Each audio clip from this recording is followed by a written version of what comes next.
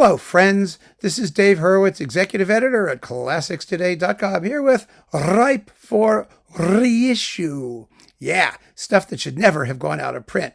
Those sons of bitches at the major labels. Look at what they've done. Look at what they've left us. Those jerks, they're idiots, they're morons. They don't know what they have. Okay, we get it?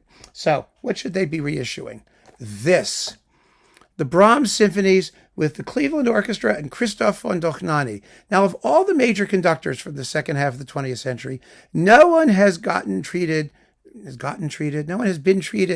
I would say, less fairly than Dohnányi. We badly need a big box of his output on Decca, which is where he did most of his recordings. We really need it. We need it badly.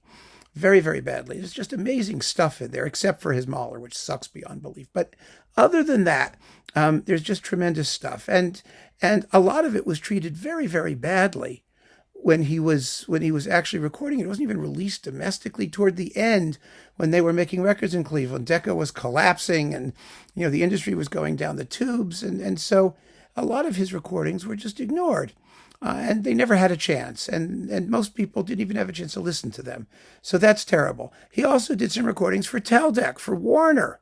And Warner never really cared about them at all, including a Brahms cycle. One of the great Brahms cycles in the universe.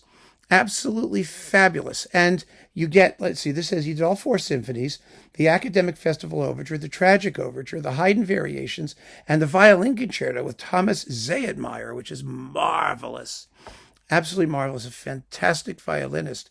Dohnányi as a conductor was very, very good at contemporary music, and he was a cool fish. Let's not kid ourselves. He was not the kind of guy who was going to do the let it all hang out romantic effusion type conductor. He was a very good conductor to take over Cleveland after Lorin Maazel, who was weird, and George Szell, who was absolutely amazing. And Dohnányi used to complain bitterly, as many of you have mentioned in the comments, that we give a great concert and Szell gets a great review.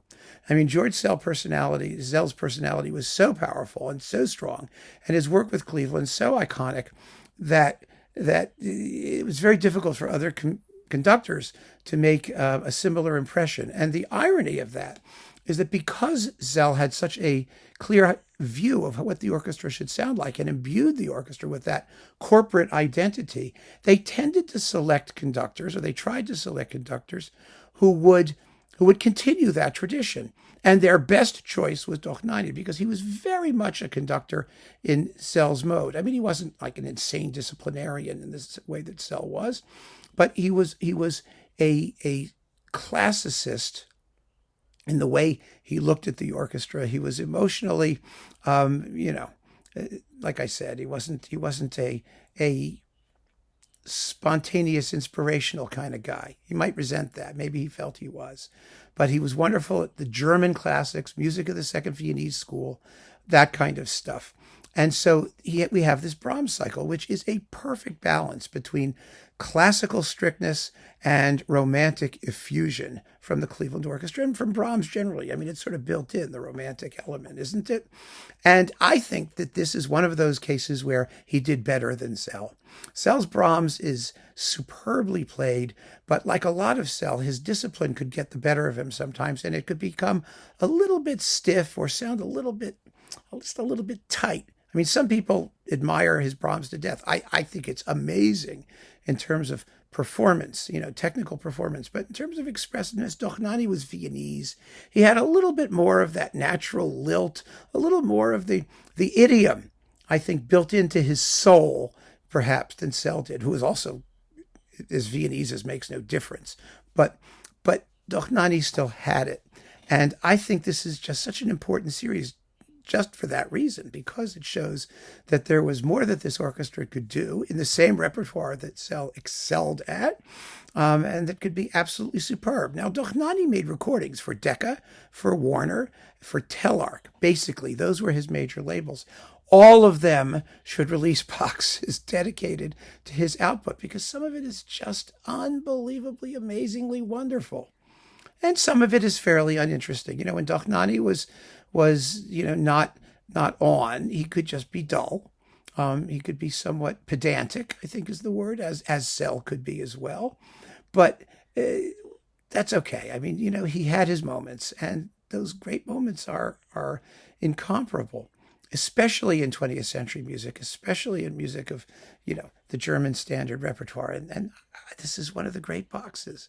It should never have been allowed to go out of print, never in a million years.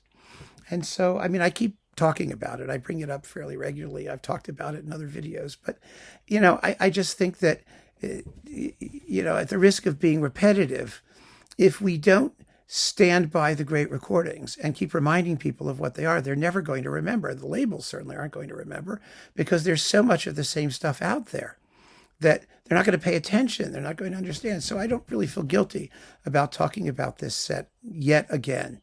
There is no better Brahms cycle available by anybody. It's as good as it gets of its type, the more classicist Brahms. And I love listening to it. I really do. The playing is just a glory, and the interpretations don't put a foot wrong anywhere. Even the third, which everybody screws up. And it's one of the glories of this cycle. So keep on listening, friends. Thanks so much for joining me. Take care.